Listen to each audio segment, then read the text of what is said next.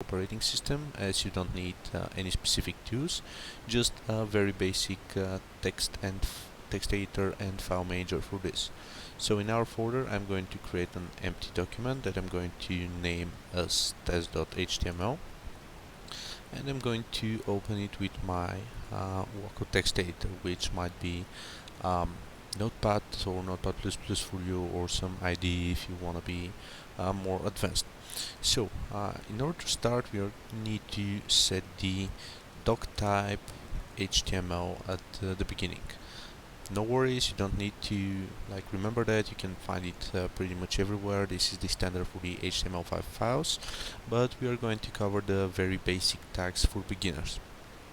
As we said, HTML is composed from tags, and a tag is a structural entity for the language, which is some string literal that's surrounded with angular brackets.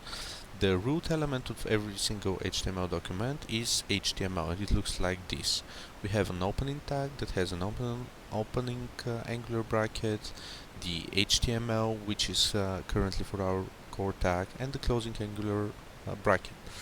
Every single opening element has its own corresponding closing element, with some small exceptions. So our opening HTML tag needs to have a closing HTML tag as well.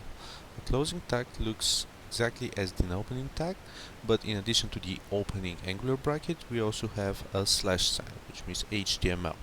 And now this is our HTML document. In addition to that, we have two main concepts of data that are stored in an HTML document, and in other words, every single HTML document is broken into two main entities: the head, which is the heading section, and the body, which is the actual section with the real content for our HTML document. We can create the head document here with, again, an opening head tag and a closing head tag, and we can also create the body element here.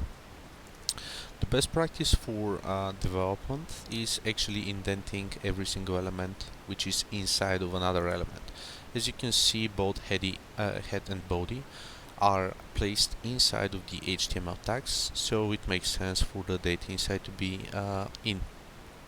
Now, the head tag is usually used for some meta information, which means that the actual content of the document is not stored there, so we are not going to use it for now. However, the body tag is used for representing the actual content, so we are going to provide some snippets inside.